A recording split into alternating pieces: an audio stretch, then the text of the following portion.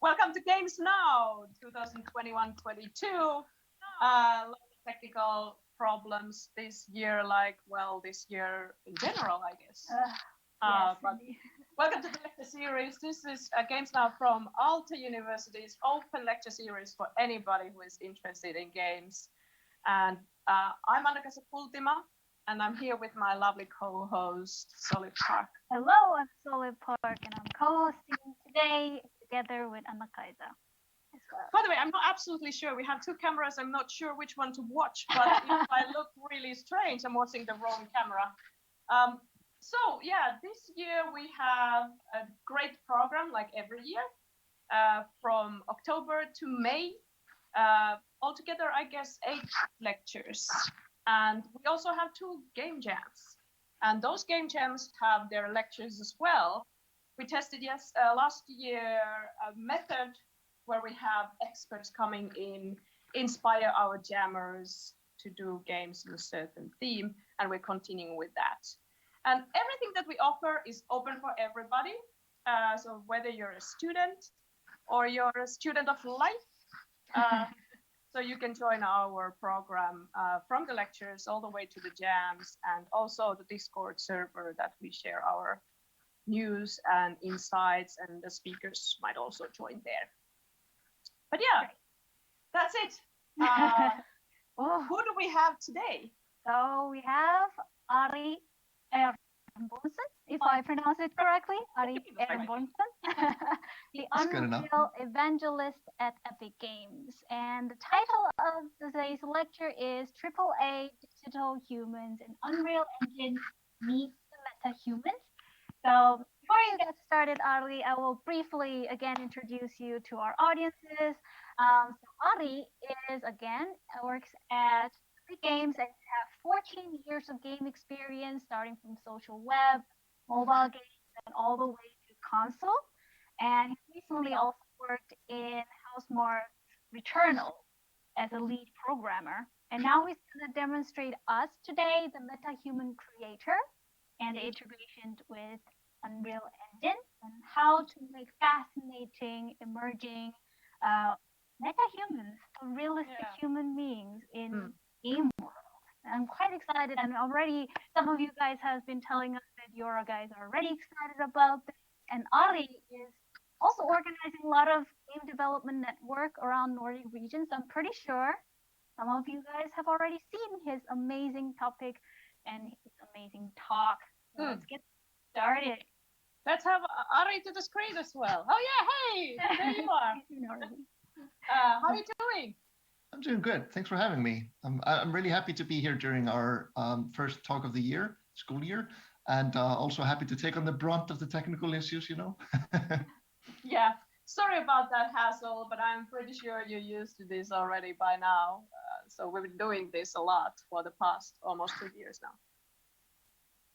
Yeah, I'm gonna be. My talk is gonna be a lot of demoing, so let's hope we're not gonna have demo effects. If it, with a rough start, we'll see. I'm looking forward to it. Like, any problems will just be funny. Yeah, that's a perfect solution for anything that has technical things in it. So it's a feature, I guess. Then a learning process. But we've gone over our, I guess. So we've been brave, and we wanted to have 2 things happening at the same time for the lecture this year. So Solid will be drawing live illustration, and I will be testing MetaHuman Creator while we are doing the lecture. So every now and then, if everything works well, you can see what we are also doing. And at the end of the lecture, there is a chance to have question and answers, and we can refer to Solid's picture. Yes.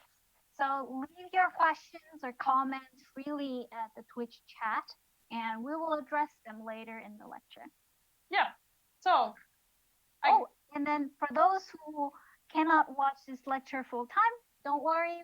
We will have this available on YouTube after the lecture. Also, we have several YouTube, Discord, other social media channels that you should join to get the best advantage of the entire network.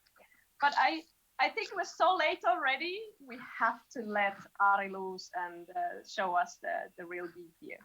So Ari, the stage is yours. Thank you. I think it's also convenient that this talk is probably going to be like one of the shorter talks, but I think let's make the most of it and just dive right in. So I'm going to be talking about the AAA digital humans in Unreal Engine. So these are what we call the metahumans. So first, a little bit about me, just so you know who I am. So I am Ari Arnbjörnsson. Hi, everyone. I am an Unreal Evangelist at Epic Games. And I often get the question, what does an evangelist do? What does it mean? It's a really weird word. Are you Christian? You know, yada, yada, yada. It means that I am, well, I'm the first point of contact for anyone wishing to reach out to Epic Games. So if you have questions about, you know, mega grants, Unreal Engine, licensing, yada, yada, yada, yada, you can always contact me. I'm quite available online. You can send me an email at Epic Games, which is just my first name, my last name without any special dots, whatever. And yeah, and my second kind of thing to do at Epic Games is to drive adoption of Unreal Engine and its ecosystem, which is what I'm doing here. I'm going to talk about metahumans and teach you a little bit about how to use it. My focus is on Nordics and Baltics. So if you're in those regions, don't be shy to reach out. And I'm a game programmer by trade. So like metahumans, I'll be honest, this isn't my greatest forte. I did kind of like had to learn a little bit more about it just for this presentation. But if you want to talk about anything tech related, I'm your guy. You might see my name and think I'm Finnish. It's a common mistake. I'm actually Icelandic. We have the name Ari there also. And I've been living in Finland now for just over a decade. And this is my 15th year in game dev, so I've been doing this for quite a while. And you can see with all my gray hairs, this only happened after I joined games. So like, I don't know if there's some connection there. I don't know. And lastly, on my webpage, ari.games, it's basically my dumping ground for everything that I learn on Unreal Engine. It's my private notes made public. So, and also I put my presentations there. So if you want to check out anything related to that, go to my website. But today we're going to be talking about the metahumans. And I think it's best if I just start by showing you a little clip on it. So let's start with that.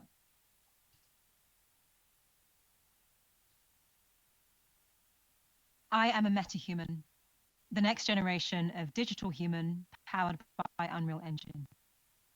Metahumans are high fidelity digital characters created by you, the user, on our new content creation platform, Metahuman Creator. I am fully rigged, ready for animation and motion capture, allowing you to work in context. With everything running live in Unreal Engine, my motion works seamlessly on other characters. I have 8 levels of detail and have been tested on a wide range of hardware platforms, from feature film to mobile.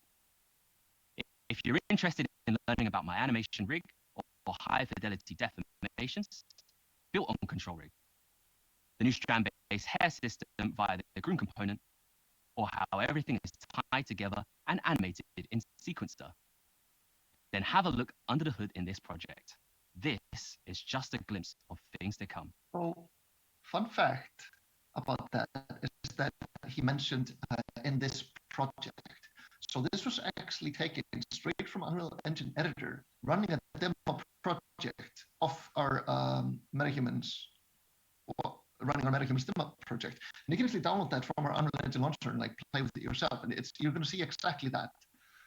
I've actually just now started in a different process, the Metahuman Creator. It may take a minute or two to start up. And while that's happening, I'm going to talk a little bit about Metahuman Creator and what it is. So to be very basic, it's a character creator that Epic Games created.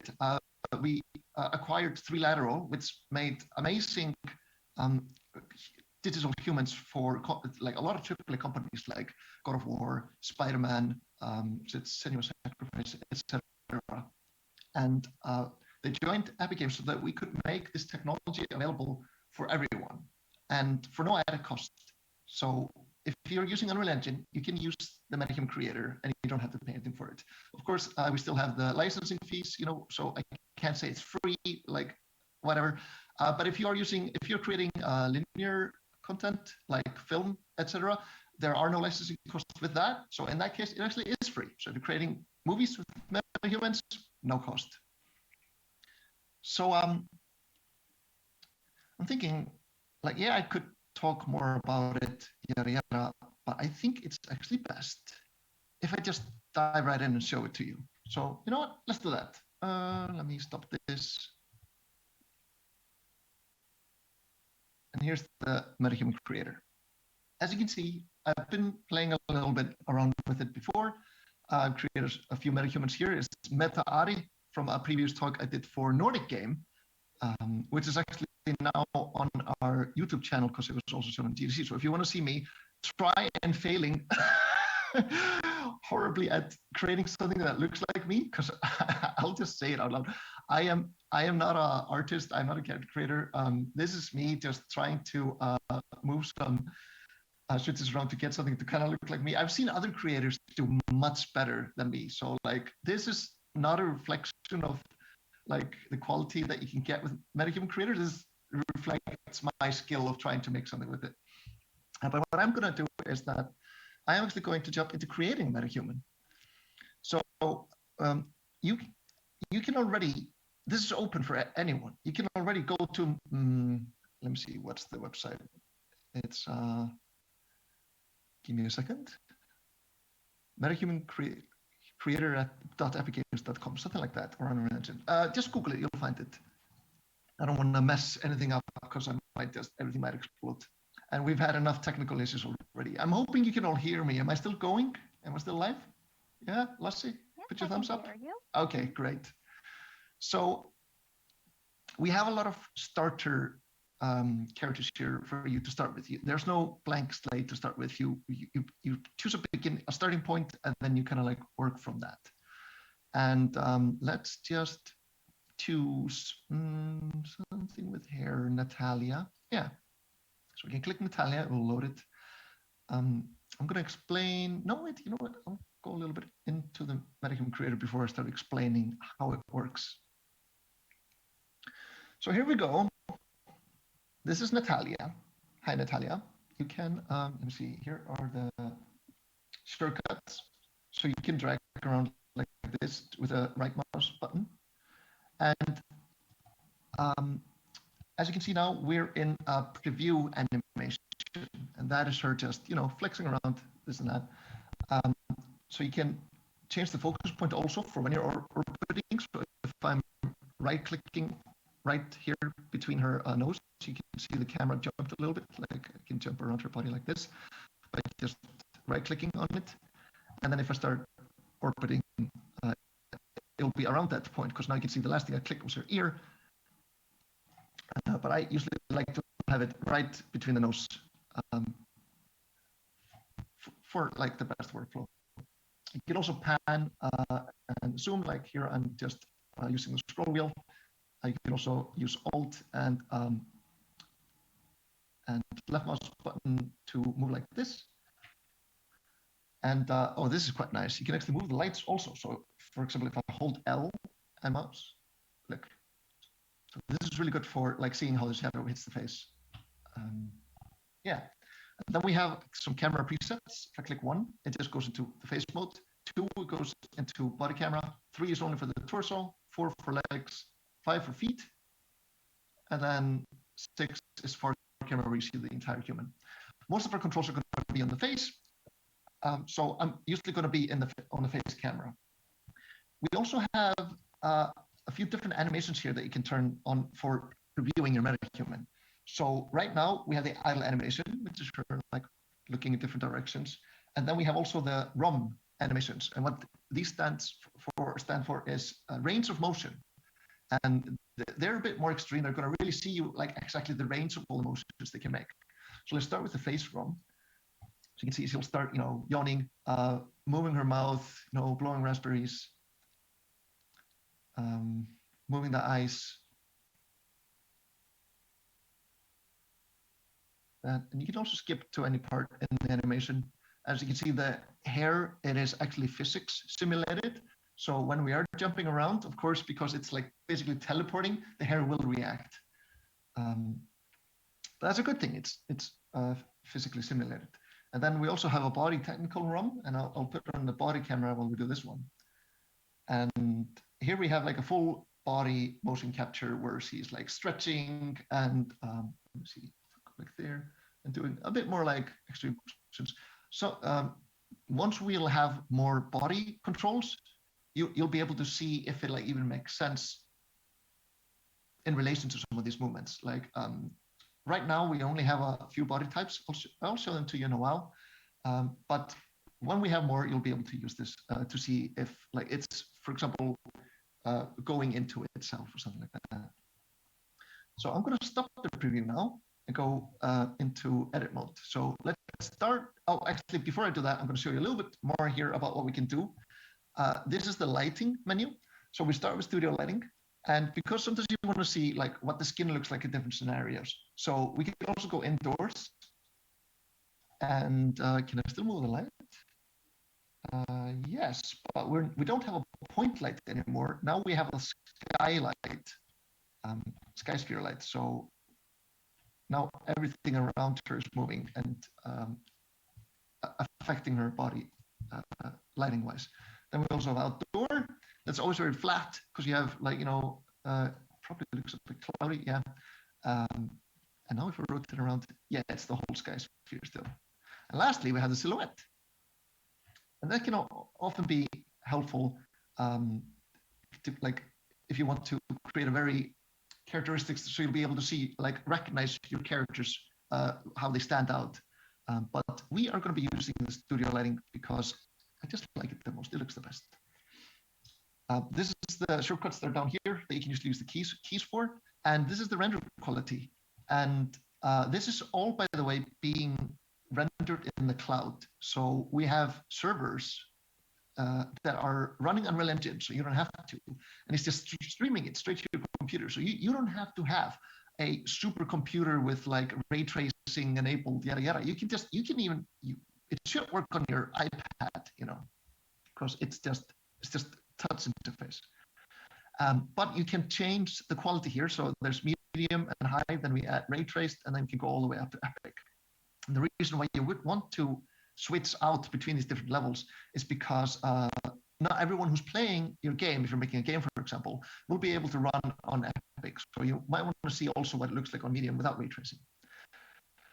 Lastly, we have, well, not lastly, I have a few more to go through, sorry. We also have the level of detail. Auto level of detail, this means like as we scroll out, it will switch between them. You can see that the hair actually disappears because we are using a hair preset that has this little exclamation mark. That means it's still in development. We've only made the LOD 0 version of it, maybe even 1. But anything after that, we don't have the cards yet. We haven't made them. We're constantly adding more and more. So here you can see like the ones we have. And I'll just switch to a hairstyle that does have a few LODs, so you can see better what I mean. So let's switch to this hairstyle. And now as I scroll out, you can see it gets replaced with a rougher version. Now what I'm going to do is that I'm going to manually override the LOD. So we go from 0, which looks the best, and then from 1, and we're going to zoom in just to see what's happening behind the scenes. So the difference between 0 and 1 is mainly in the hair. So you can see the eyebrows and the sides. We're still using the strand system, but it is much rougher, fewer hair, fewer strands that we're simulating. LOD2, now we just stop simulating some of them and replace it with cards. And for hair, there's already quite, let's say, thin. We don't even have cards. We just, use texture basically. Go to LOD3. It's becoming even more simpler now. 4, 5, and now you can see it's starting to become a bit blocky. And it's going to look, once I get down to 7, it's going to look really bad. And the reason is because they are never meant to be seen from this kind of distance, like this up close. You're usually switching down the LODs to see, so it can just blend in the background without having to like kill your GPU and CPU. So we can also turn off the hair here with the hide hair button.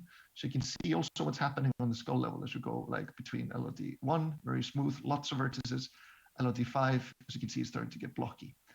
Let's turn on the hair again to see what happens once we go down to LOD 6, and then lastly LOD 7. As you can see, it looks absolutely horrific, nightmare material, but very, very light on the processor because now like we don't have like everything is opaque. There's nothing transparent here. Very like GPU instance friendly. So you can have like a crowd of them in the distance. And then once you zoom in, suddenly you'll just switch it with LLT1 and no one will be wiser. And lastly, this for like, I actually mean lastly this time, we have the claim material. And this is to see the normals of the skin, to really look at the imperfections without the skin color getting in our way. So yeah, as you can see, like you can see way more the dents and scars and pores way better in this mode than here. Okay, I think let's start actually creating a human. It's taking long enough. There's one thing about MetaHuman Creator is that it is not allowing you complete full control, because what we are going with MetaHuman Creator is that we're going for metahumans. We're going for realistic humans. They are basically stand-in persons. This is not the right tool, for example, if you want to make really, really stylized characters, unless you want to make a starting point, because what you can do is that you can export them to your favorite 3D application like Maya, Blender, 3D Studio Max, and then keep working on them there before importing them into Unreal Engine. But inside the MetaHuman Creator itself, it's not, you can't go that stylized. It's all realistic. And the reason is because usually how you would,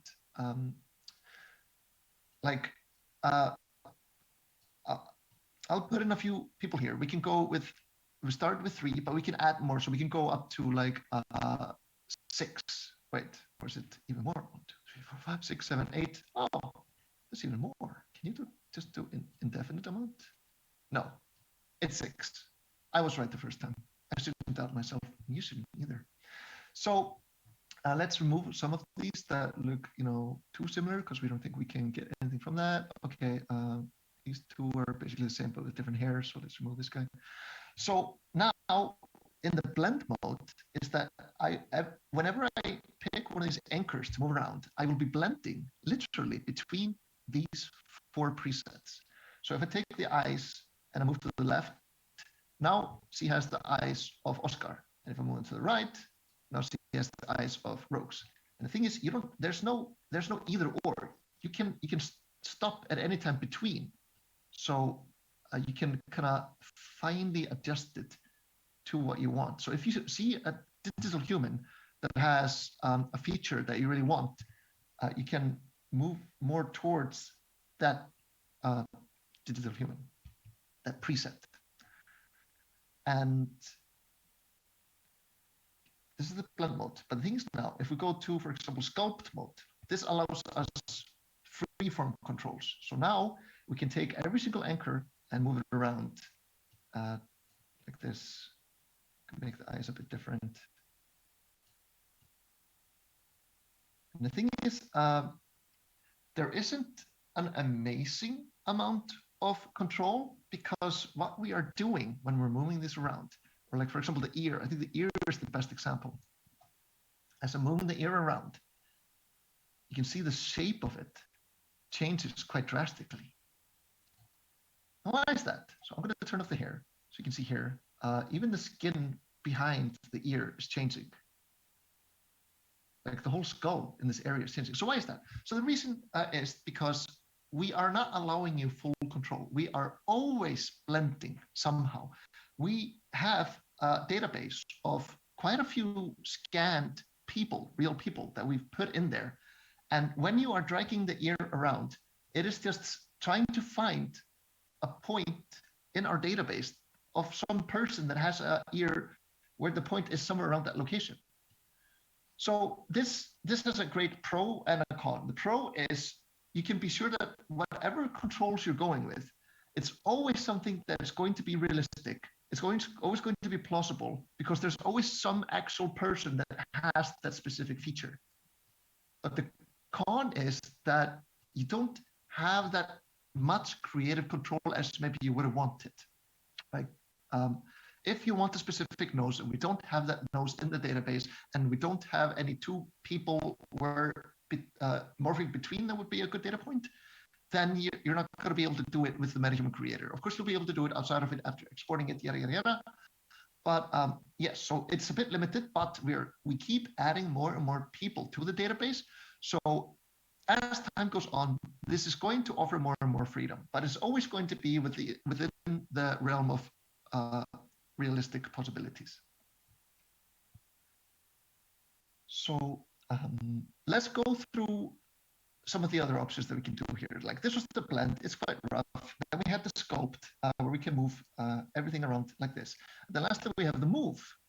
And the move is grouping a lot of the sculpt points together so you don't have to move them one by one. So I can now say, I want the ear to, in total, be a bit higher without affecting the size of it. So we can move it a bit higher like this or a bit lower. But as you can see, it's still changing shapes because when you have an ear that is lower than that, it's still from a data set, from a realistic real human. Okay. And then the lips here. The chin. And lastly, the eyes.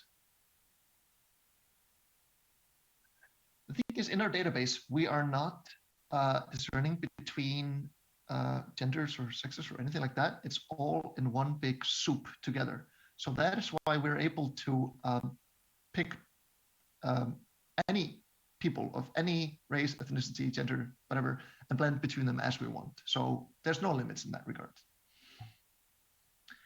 Let's now go check out some of the finer details we can make. So I'm going to go into the preview mode again so we get rid of all the anchors. And the skin, so we have a texture here. This is a slider, and the slider is now currently just sliding between all the different values that they can currently have.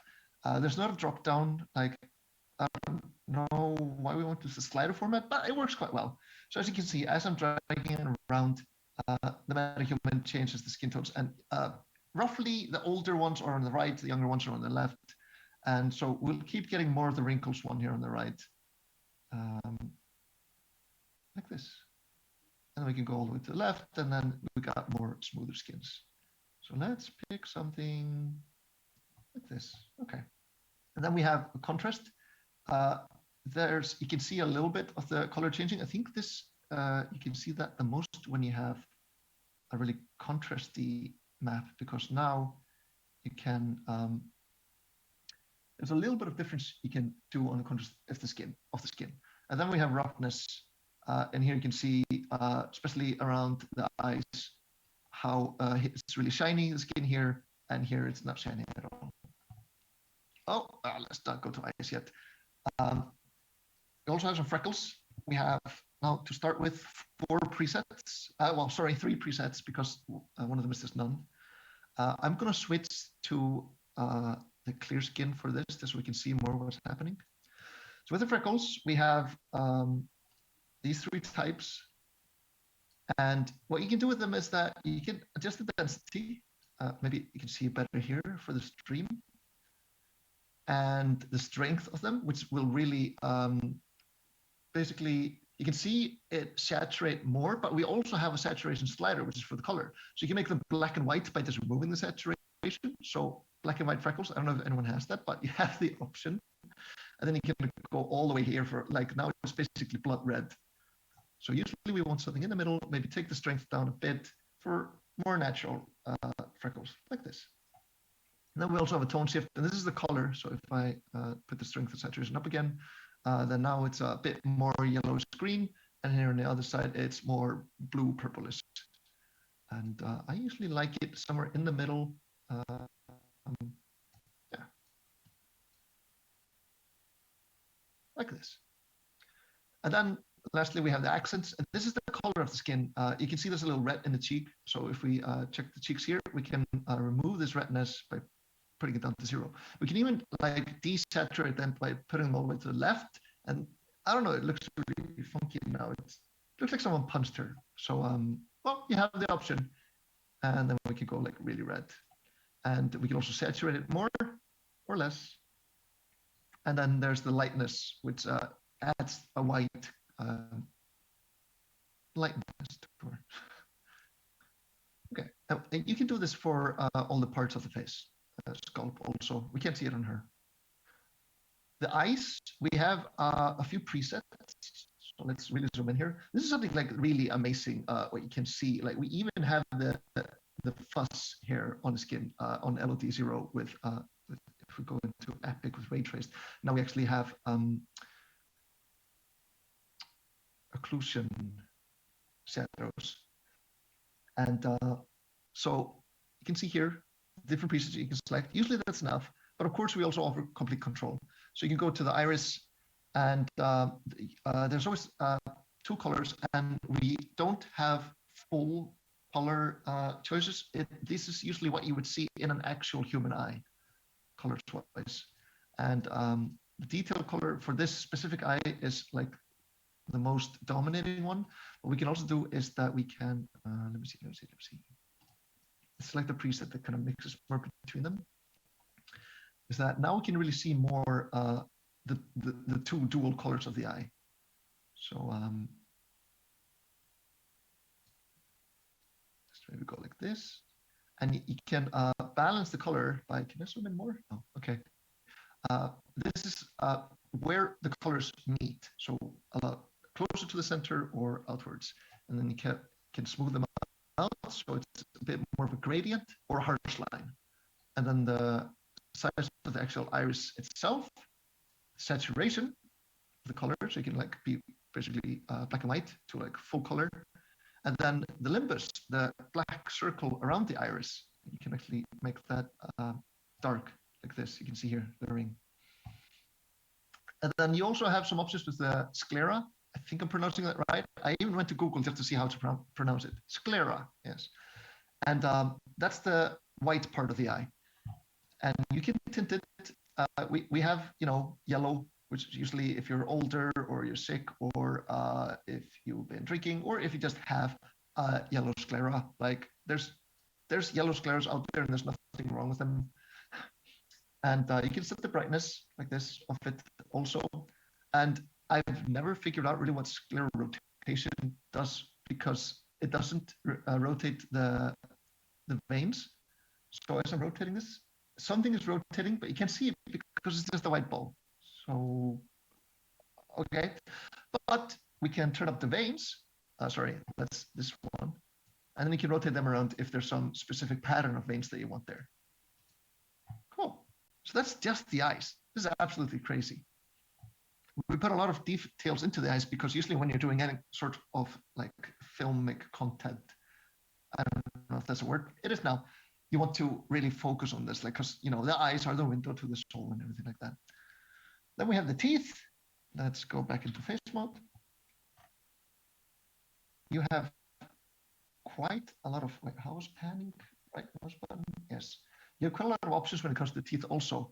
You can like adjust the gums, the teeth, the spacing. We can even, I thought there were some presets. Oh yeah, here it is. So here's the variations of the different types of teeth you can have. You can change the colors and also the plaque amount. So let's keep the color quite dark so you can see it. So the plaque is usually here near the gums. And as I increase it, you can see it starts receding down and up. And then you can also make it open the jaw a little bit more, just so like you can feel actually like a dentist. Yeah, and then you can even offset the bite and lengthen or shorten the teeth. It's quite a lot of things you can do with this. We also have makeup. Let's go into this mode. You can turn it off. Switch between all of these, and then there's the roughness that you can change. This is whether it's shiny or not. There's transparency and metalness. I think that's mostly if you take down the roughness, then it's like what kind of reflection it has. I don't think you can see it mostly here in the edges. And then you also have lips, so you can do the different, what's it showing? Oh, it's because of the color. Yeah, there we go. There you go. The difference between them is very minor. But you have the option, like here you have more pointed tips, here you have more rounded tips, and then of course how shiny they are. Okay, let's take off her, or put, yeah, there we go. So as I mentioned before, we have these hair options, and we're constantly adding more and more. It's fine to use the ones with the warning mark if if you're always planning on having them in a hero zone, if they're always closed, or if you don't mind either creating yourself the lower LOD cards, or even if you just don't mind having it fully simulated even in distance. So let's click this one, takes a little while to load it in. There you go. And let's just keep the side swept fringe for now. Okay, so now the roughness is going to be, again, how much it reflects light. So here it's like almost like a wig that is like super shiny. You can bring it down. You can bring it completely flat also if you want. And then salt and pepper is how gray it is. For me, when I was creating Meta Ari, I basically went almost all the way. I don't know, I have a little bit black here, so you can't really do spot edits like that. You would have to download the Metahuman and then like edit the hair then. So yeah, that's it with the hair. Also controls over the eyebrows, different kinds. Not that many, but then again, like there aren't that many eyebrows types, but I'm guessing we'll be adding more. I don't want to promise it because I don't know. I'm just shooting in the dark. And then you can add roughness, salt, pepper to them also. Eyelashes, same with them. You can also add a mustache. We don't discriminate. And I think it inherits the salt and pepper from the hair. Is that true? That is true. Huh. We're all learning together. I think we should keep the mustache on her. And then we also have these different beard types. So here's long, messy beard, stubble beard, and no beard.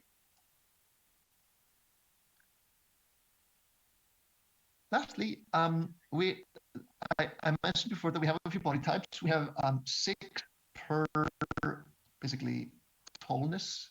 If we go into full body mode, there we go. Can switch between them here. So the more feminine bodies are on the left, the more masculine bodies are on the right. Let's just keep it like this for now. We can make her a little bit taller. And then we also have some clothing options. To begin with, not that many. There's 3 of them. There's going to be more, but as of right now, we only have these. But what we can do is that you can change the colors of them. So we have a primary color and a secondary color, which you can change like this. So now you can see the difference between them. And then the jeans. If we go to, also if you're sick of changing the camera, you can move the camera to auto. So then as you go in between them, the camera will go up and down. Here you can see the different jeans we have. Let's also make the colors a bit more extreme so you can see like what the primary colors are actually changing. And then we have the shoes. I think that was everything in Metahuman Creator. So right now, what I want to do is that I will just go back to my Metahumans. And you'll notice that once I go back to the main menu, there was at no point that I have to save. It's like as soon as you make a change, it is saved automatically, and you will see it here. And then we have this program called Bridge, Quixel Bridge, which is what you'll be able to use to import them in. Actually, let me open it up right now. I can maybe show you. So let's close this. Yes. And I'm going to open Bridge for you. So this is Quixel Bridge, and it's loading right now. And you know what?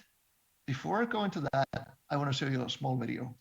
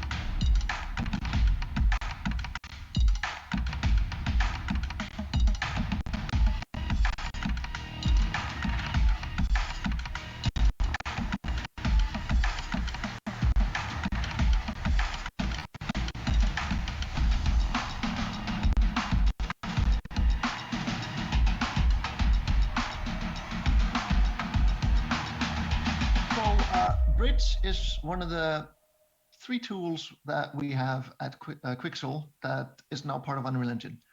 And with it, you have access to Megascans, Bridge, and Mixer.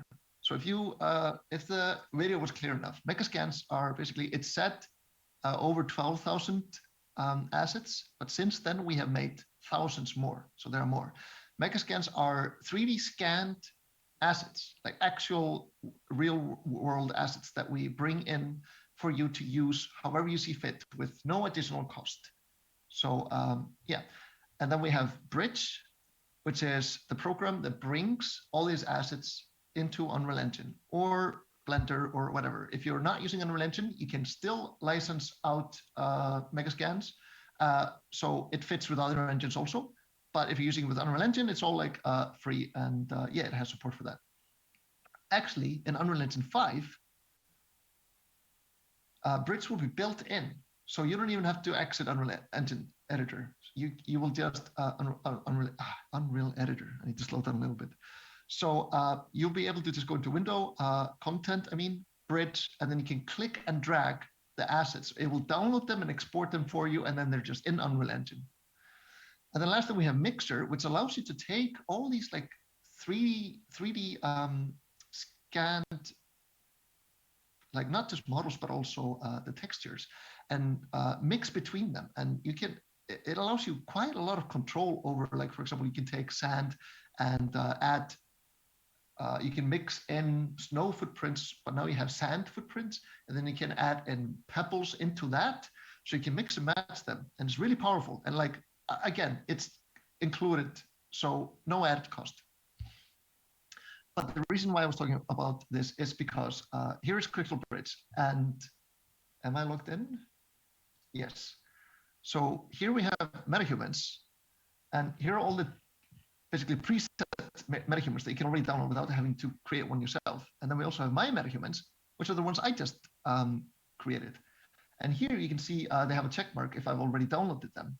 So it's just downloading them to your computer as a single click in Quixel Bridge, and then exporting them is one extra click. So it's a 2-click process. There's another click after that. And then you can see here Natalia is straight from Metahuman Creator into Quixel Bridge. We also have, I mentioned we had over 12,000 assets, or like the video mentioned it, but we're actually at almost 16,000 Megascan assets now. We're constantly adding. So if you go to the home, you can see like the new ones. We have the Nordic coastal cliffs. I don't know, is this Sweden? Might be. We also have Iceland in here. So if you want to make, your own Death Stranding-esque game, you can do that with our assets. And most of these is just, you click download and then you export it to Unreal Engine. And I think this is a good point for me to show you Unreal Engine. So here we go. Here's my Unreal Engine, and I've made a project for this presentation where I've imported 3 different metahumans. And I know I've been saying it's so quick and easy, just click download, yada, yada, yada. It does take quite a while to actually, like, when you click download, it first needs to export it in the cloud, and then it needs to download it to your machine. That takes a few minutes, and then you need to export it for Unreal Engine, and that takes a few minutes. And then once it's in Unreal Engine, it needs to compile all the shaders, yada, yada, and that's still more minutes. So even though it's very few clicks, there's a lot of waiting. So I've done this in advance. And first, I want to show you, let's show you Live Link first, because that's the coolest. So we have this app. We have this app on the App Store, and it's called Live Link Face from Epic Games, and it's free. So I'm going to open it right now, and I'm going to go into Simulate here. So what's going to happen is that as I open Live Link Face, it looks like, I don't know if you can show you, it looks like this, just a camera, and once your face is there, can I show it to you somehow? Whoa, like this? Yeah, I think you could see that. As I'm moving my face, all the characters are now, I've set them all to listen to the input from my phone. We now have full facial motion capture live in the editor, and you can record this just using the take recorder. Just like click record, click which human you want to start recording, and full facial motion capture. Like, this is crazy. Like, this used to cost, I don't know how much to get this working on an indie level. Like, oh, this was only what AAA studios used to be able to do before. But nowadays, like, anyone with an iPhone can do it.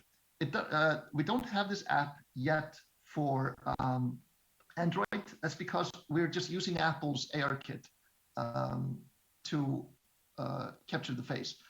But we did recently acquire also Cubic Motion, which are doing like AAA facial motion capture. So they did the motion capture for Insomniac Spider-Man and God of War, yada yada. Not all of it, but they helped them. And it's going to be interesting to see what happens from that acquisition. But already, like, just from using the Apple's AR kit with a wrapper around it, you have this happening live, and with, like, you know, face moving around. I think this is absolutely amazing myself. You see. And one thing that you can do with the metahumans is that because you can control them with the live link face, but I'm also going to open up sequencer. Do I have a cinematic? Let's add a level sequence. Let's just call it whatever. And now, if I click Hadley over here and track her, is that you can see these things on the sequencer that we can control. And over here, if I click the face control rig, is that, let me slow down the camera a bit, is that you have these tools now that you can click, and you can move each control around to control her. So here you can see I'm controlling the eyes, and our controller will actually, like, as he looks up, you can see, like, we raise the eyelids, and the whole face is, like, kind of reacting to it. And then we also have the mouth here that we can move around, and all of this is something you can animate. You can create keyframes, yada yada yada. So let me just now undo out of this, close the sequencer, and then also what you can do is we also have, well, actually, let me open that again, because we have the body also. Here you go. And it's basically a mannequin that you can just move around. And also what we have in the content browser is that if you go to Metahumans, where they store all the Metahumans, we also have a common folder. So if I'm going to open common, inside the common folder, there's a utilities here called CR Picker. I'm going to right click that and run the editor utility widget. And now we get this nifty bone picker here, which animators might recognize. So now you can click here to easily select, oh, sorry, I have to select Hadley. There we go. So now I can select each bone in her body, and I can also turn on inverse and forward kinematics for the arm. So now when I move it, instead of moving it per joint and having to be really careful about how it, you know, plays along with the rest of the body, I can turn on inverse kinematics. So now I can actually move her hand around, and the rest of her hand will, like, inverse kinematics to adjust for it. And also I can set the elbow point to be somewhere else, depending on where I'm moving this for the inverse kinematics. This is really cool. You can animate all of this and export it in Yara. I think we're quite good on time. So I have one more thing to show you. So let's close the sequencer. And what I will do is that I'm going to select a VCam preset. I'm going to turn on that the VCam activates so that I can show you a virtual camera in Unreal Engine. So now I'm going to play normally. And this is the one thing, I'm actually very surprised everything has been working flawlessly up until now. But this is the thing that might actually break, because this is very new, and my network has been kind of crappy, so I had to hard code some things. But let's see what happens. Oh, yes. I am now using my phone as a virtual camera for my scene. And this is also something that you can record with the take recorder. And it is now using my phone's basically AR capabilities to move around the scene. It is very shaky because what I've done is that I have in advance, by the way, I hope you can hear me fine. What I've done in advance is that I've put up the multiplier so that when I move a little bit, it moves in reality, in VR a lot, virtual reality. So when you're doing it, you probably want to have a bigger space and move more for the same effect, because then you don't get the shakiness. But what I've done now is that I've made the focus point between the eyes of Hadley. So if I move around like that, you can see that it will keep focus on her, keeping everything else blurry in the background. And just the opportunities this gives for virtual production, it's like, I think it's absolutely crazy, absolutely amazing what you can do with this. Ooh. You do some really like creative filming, because moving a camera around, like manually animating it, it's very tedious. So just being able to just pick up a phone or an iPad with a handle and just moving it around and having that be your basically base, they can work out, then you can smooth it, then you can move it around yourself, tweak it. It's such a time saver. Yeah, I think that's mostly it. So again, like, you can contact me if you're making something Unreal. There's my email. It's my first name, last name @epicgames.com. And also, as an evangelist, I try to be accessible. So my Twitter DMs are open, so you can just send me a message there right away. We don't even have to be following each other. And also on LinkedIn, you can just add me there. I'm quite easy on LinkedIn. If I see someone adding me and they're basically from the Nordics or Baltics, I just automatically add them. So plenty of ways to contact me. And I think, Annika, so this would be a great time to just transition into questions. Yes, let's. Thank you so much, Ari, for your presentation. It was super interesting, and I tried to keep up a little bit with creating my own metahuman here, but I got lost in the software, I guess, and kind of wanted to tweak things on my own. So it's super easy to use, slightly maybe kind of bandwidth needy, so that it's not like. Is it also possible to install to your computer? No, it's just not a cloud. Currently. No, it's just in the cloud. I don't know the exact reasons, but I think it also might have something to do with like the data set itself not being accessible. Yeah. So instead, we give you the derived assets, which is the metahumans you create yourself. Yeah, right. You would have to download those actual humans also to your computer to start playing exactly. together. The data set is so humongous. It's just, I think it's better this way. So we are out of pocket putting all of these servers up for free for anyone to export. So you don't have to pay at all. So the past years, like maybe a decade or so, the creator, like a game creator, this is not only for games, to be honest. I think that there's so many production companies also using Unreal for other than games purposes as well. You can use the game tools for other than games. But the specifically game tools have been improving a lot for the past decade to become so accessible to all sorts of creators. So this is just, it kind of hurts my brain to think about all the possibilities and kind of things that we can see in the future. In my own meta-human creator process, I try to create something that would be standing out a bit more.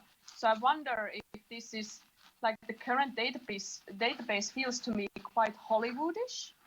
So the kind of beautiful people that we would see in the movies, I don't know how much of the differences in the blending thing there is a possibility to do, but I can see a stream of questions from everywhere towards Unreal, that whether this is normalizing, like even kind of emphasizing the how do you say, like the ethos of the realistic humans, in our imageries from Hollywood, for instance. So there's ethnic backgrounds and there's different skin tones, skin types. But for instance, somebody might in the real life they might be missing an ear or an arm. So that's true. That's true. Really, I think right now what we're going for is symmetry, but we are adding more and more varied persons, people to it. So hopefully, like the database will expand. I think it will. But also, don't be discouraged because I wouldn't say they're all Hollywood-like. I've seen people make some truly hideous people with the metahuman creator.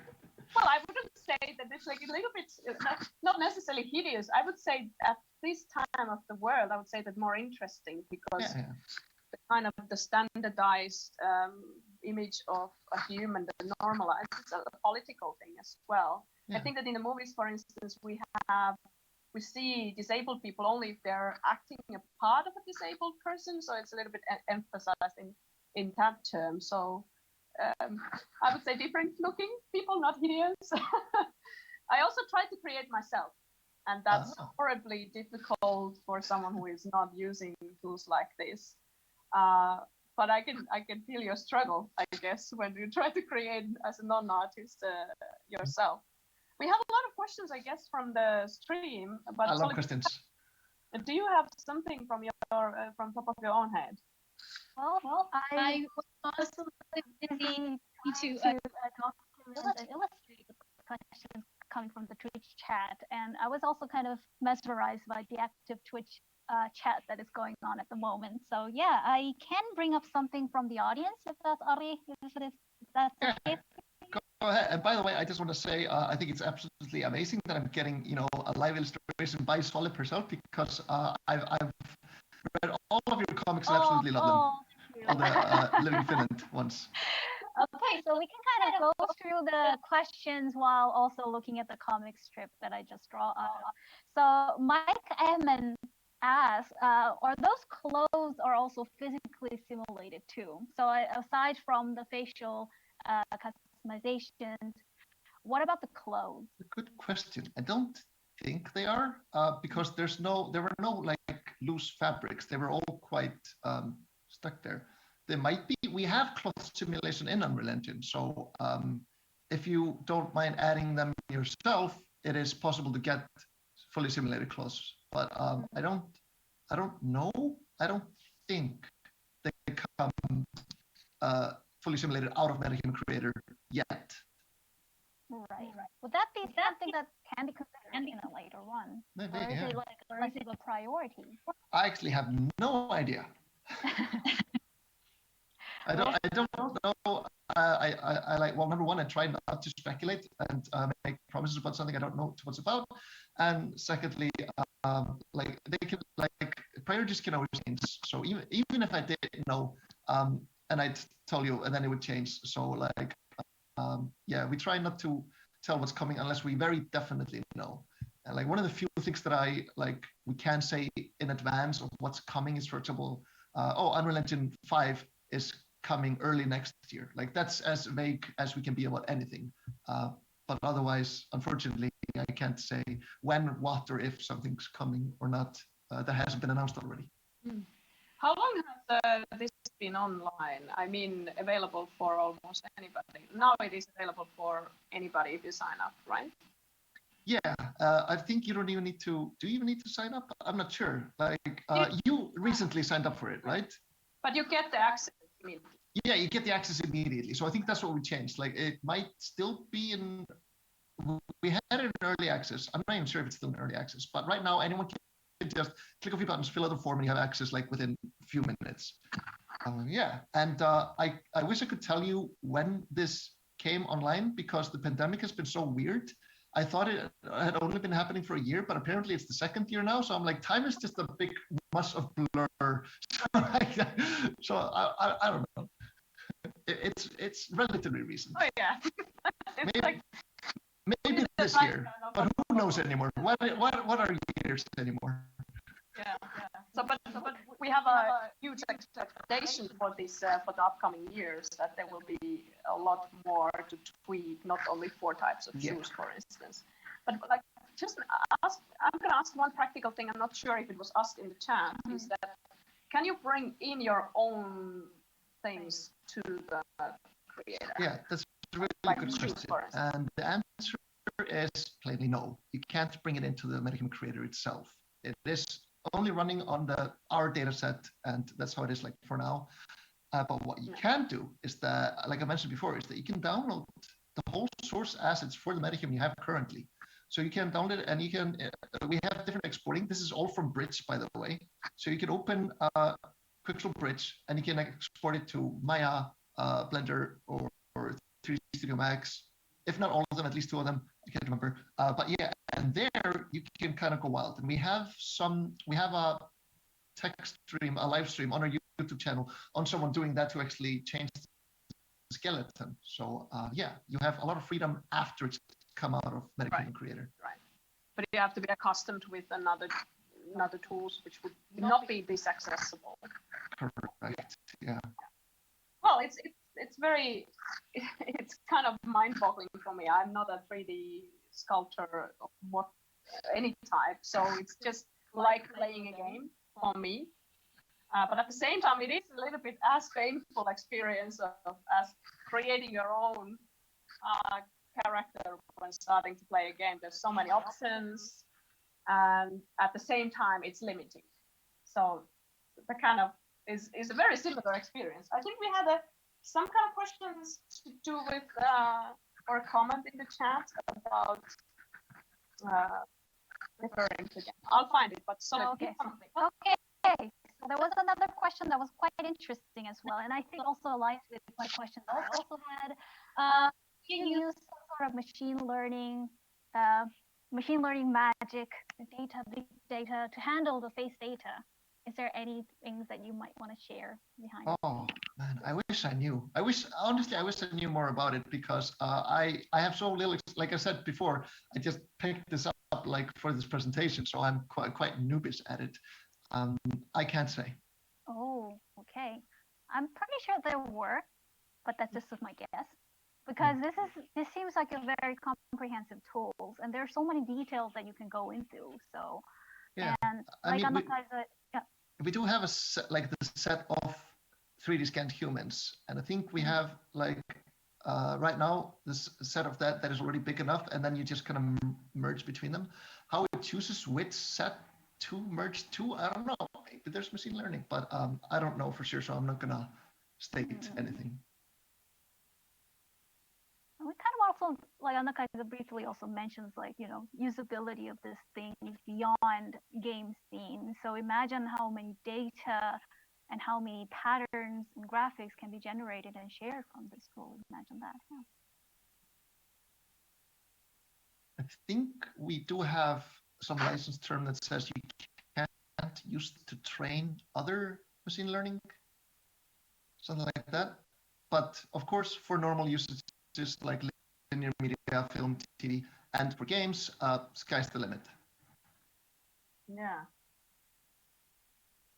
So as a kind of non-artist yourself, have you been thinking about your own project you use MetaHuman Creator for, like in game jams or something? Yes, because this is so much bang for your buck. Like when you think about time investments, I especially recommend students to check this out, because if you're making, you know, a final project and you're able to pull in a MetaHuman and mocap their face and use a virtual camera and have an environment made out of megascans, suddenly you have something that is getting quite close to a AAA game already.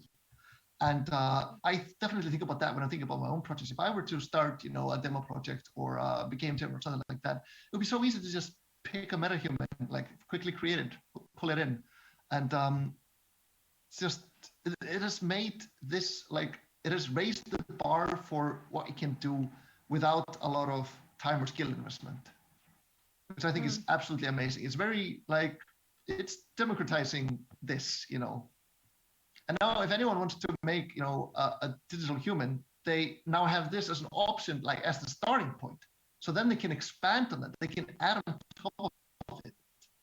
So I really hope to see some awesome things in the game industry like lead from this. And I've already seen some. We had last live stream had a guy on a project where he actually did download a Metahuman and then put their own face on it, as it not their own face, but like their own designed face. So it was a bit more stylized. So you can do it already. It's not like too straightforward. It's not easy, but it is possible.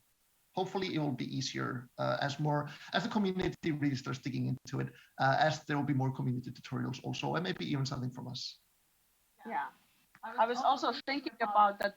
Maybe this is a great tool for prototyping at your studio of something that has a photorealistic style, and then later you create it from the scratch with your own tools. What do you think about that? I'm not sure about it. I think it's perfect for that. Yeah. You have these people that are making, they're using text to speech to make the placeholder voiceover. And the closer to the actual final product, the better you are to like kind of envision what it's going to look like.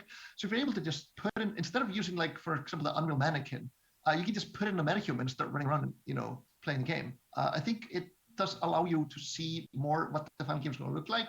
And also it's going to allow you to budget better because you have a stand-in that actually has all these features that a final character would probably have. Are you planning on running something in a Helsinki area, like a game jam or a community event where people could be focusing on this tool? Hopefully in the future, past pandemic, because every year we have the Epic Games Maker Jam, and I want to somehow be a part of that by, for example, having Epic Games host something. Right now, it's just plans, but yes, and I will also, before the pandemic, I was doing workshops at Epic Games before I was even working there, but that's something I will continue to do. And who knows, maybe we'll do some workshop on metahumans. Yeah, it's a little bit uncertain. It's kind of horrible that we can't plan that far. But maybe we can have some kind of a tutorial video also to help people in our upcoming game jam that is in a few weeks. That maybe people want to use this. That's true. We have online game jam coming up in 3 weeks, so maybe. That's one of the options, I guess. Yeah. Cool. More questions do we want to ask from the stream? We actually have quite a very interesting comments. More likely, it seems like some of our audiences already been using this tool. I mean, somebody already mentioned. I already kind of showcased this picture before. Somebody made a Harley Quinn by himself by using Metahuman Creator, and obviously there is some community growing up, I guess. Especially they've been lively streaming on the Twitch of how this tool can be used. Is there kind of like a online event, Ari? This is a question might be for you, like online event or online community where just people who want to know more about this tool or showcase their creations coming with this tool can join and share knowledge? Is there any platform for that? Yeah, I don't know about the community, but we are having some we're seeing studios being interested in this tech, like in the US and was it even Hollywood, and as part of a live game show. And I've also seen these streamers on Twitch like doing these virtual human as their personas, and that's already out there. People are already doing it, so they're making a show. I've seen both types. One of them is pre-recorded, where they use Unreal Engine to add more effects to it, and then another one is live, where they actually have live stand-in avatars of themselves moving. They're using VR controllers to move the hands, and they have a phone in front of them for the facial motion capture. And then I think you can even use a Kinect to get the body. But I guess if you're only doing the upper body, you only need the VR controllers anyways. Right. So this hasn't been out for a long time, and I'm already seeing amazing stuff how the community is using it. Do you have a Discord or something that people could join? As Epic Games, we do have, it's called Unreal Slackers, which is funny because it's on Discord. But if you search for Unreal Slackers, it's the biggest Unreal community, and I would be very, very surprised if they didn't have at least one channel dedicated only to Metahumans. We'll link that. And they have virtual production and everything. We have the address. I don't know where to point, but we have the address for our website there, and you can find all the channels. And if you join there, we can also give you the links to all the things that Ari is sharing with us also after this session. But yeah, more questions, or should we wrap it up? I think that was all the questions. I mean, we had a lot of questions coming on Twitch. Maybe we can also share that to you on Discord. They were very specific, I would have to say, especially because today's lecture was about specific tools. So there were questions about how this can be used. Can you also move the whole body in a similar way? How do you record it? And maybe some of those questions might not be like fully like an overview of the tools that we're having the lecture today, maybe more of an in-depth discussion that we can move on to the Discord community. Yeah, we can chat more in there, and maybe we'll get Ari also to answer some of those questions. I can maybe answer a couple of questions I can see in the tweets. One of them says, could you use one phone for the facial tracking and another for controlling the in-scene camera? Yes, you can. So one says, is it possible to record the movement and save it as keyframes if you later want to record the whole scene with your phone from different angles? Yes, you can. You can record everything and like layer it together. So you can use the same phone to first record one person talking, then the other person talking, and then the virtual camera, just with 3 different takes on the same phone. So you can do that.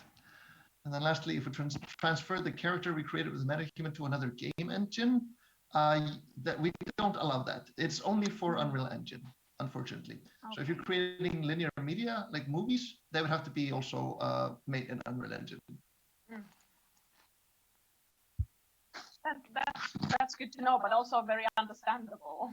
Yeah. It's like we put all this effort and money into making this accessible for Unreal Engine users. So yeah, it's for them. Yeah. All right. I think that we started a bit late. It doesn't matter if this is a slightly shorter session. There's a lot of resources out there in YouTube and in Unreal's own channel to dive deeper into this, and I'm pretty sure that there will be a lot of development for the upcoming year. For instance, if you watch this in the future, make sure that you check it in the website, because it's the early phase of the tool at the moment. But yeah, I'm super happy to see this kind of tool, so that creators like me, who is not a professional herself, can also jump into the more AAA-like feel than what we're used to as players. This is an exciting time. One thing that comes to my mind, maybe like as a last question, a last comment, is that when we go so close to these kind of realistic humans, there will be maybe some point in our culture that this kind of a whole world of, for instance, deep fake and all those kind of things will move to the crazy world of entertainment and games that we have. So I'm just a little bit concerned, is there like risks in the future? That what kind of things the entire human kind of what is it called? Like the groups of humans can create, which can go to the darkest side also. The dark side. I honestly, deepfake has already kind of gotten to that point where it's hard to tell unless you're a professional who can easily tell, because of course deepfakes have their very obvious limitations. And the thing is, we are now anyways starting to move more and more, or I hope we are, towards reputable sources. So because anyone can make up a story, that's how it used to be. But you don't believe everyone. You believe, the established news agencies. And I think eventually it's probably going to be the same thing. Once all these tools have gotten so realistic, they can just do whatever. Like anyone can make a video of like Obama singing a tune, with an app. And if someone shares it on their Facebook, like everyone's going to know, and anyone can make something like that. So if a news article says we actually saw this happen and you trust them, that's the same that has been happening with stories. It's going to be the same that's going to happen with videos. That's my guess. And also video conferences. Because if you're able to kind of have a fully modeled version of yourself, it's Right, metaverse. Yeah. Well, it's crazy time, and the accessibility is getting so much better. The quality is getting even more towards photorealism. I'm pretty sure that in 10 years we'll laugh that this is photorealism, but anyway, so it's becoming towards this kind of uncanny valley experience, I guess, for us.